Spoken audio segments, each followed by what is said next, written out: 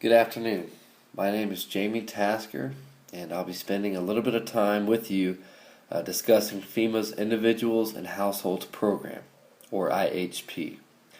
So, as we've been learning throughout this course, disasters can strike at any moment, bringing with it destruction, devastation, and turmoil. Families can be uprooted and lives forever changed. This tragic fact of life brings with it an urgency to mitigate disasters and lessen their severity. Fortunately, the United States has a long history of emergency preparedness evolution.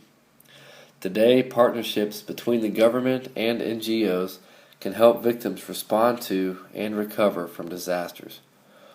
One such example is FEMA's IHP program. So the purpose of the Individuals and Households program is to supplement costs incurred by a disaster which are not covered by the victim's insurance policies.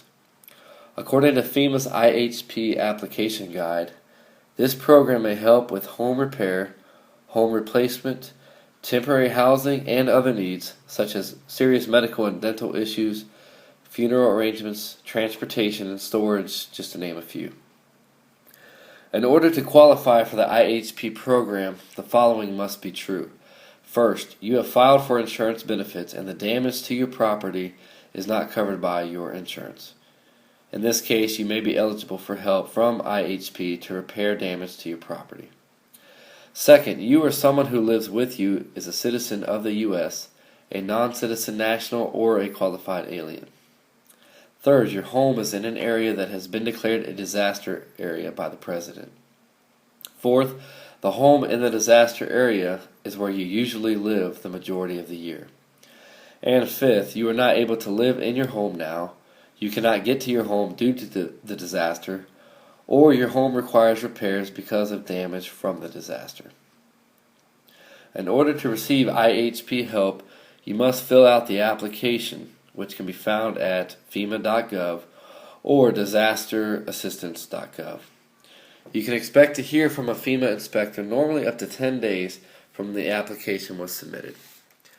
After an interview with the inspector, you will be required to sign a document verifying that all the information you gave is correct. Once you have met with the inspector, you will be notified within 10 days and given a decision regarding your application. If approved, you will either have a U.S. Treasury check sent to you or have the allotted funds placed into your bank account.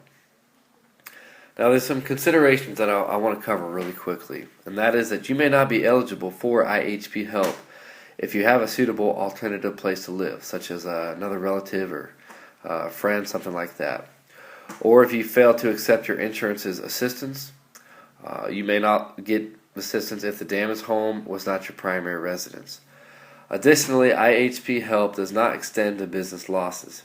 If your request for aid is granted, you must use the given funds only for the approved needs. Failure to use all of these funds will result in the victim giving the surplus funds back to FEMA. Most aid from FEMA will come through the Small Business Administration, or SBA, and that's separate from the Individuals and Households Program. And so some applicants will be required to go through the SBA prior to requesting help from the Individuals and Households Program.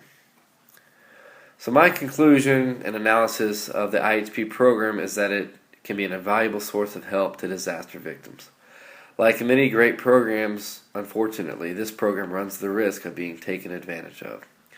Therefore, because IHP does not receive large funding, IHP aid should only be given to those most severely impacted by disaster. Another issue I see with the IHP program is that it will likely never compensate a person for their entire loss. While this is certainly an understandable policy, what is supposed to be done with victims that cannot find any other source of help besides IHP?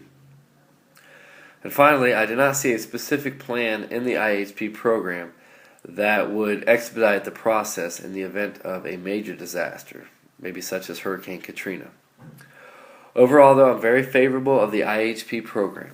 While it does come with some drawbacks, it is at least an example of the government and FEMA moving in the right direction to help victims recover from disaster. I hope that you've enjoyed this presentation. I've also included a transcript of the presentation. And if you have any questions at all, please just let me know. Thank you.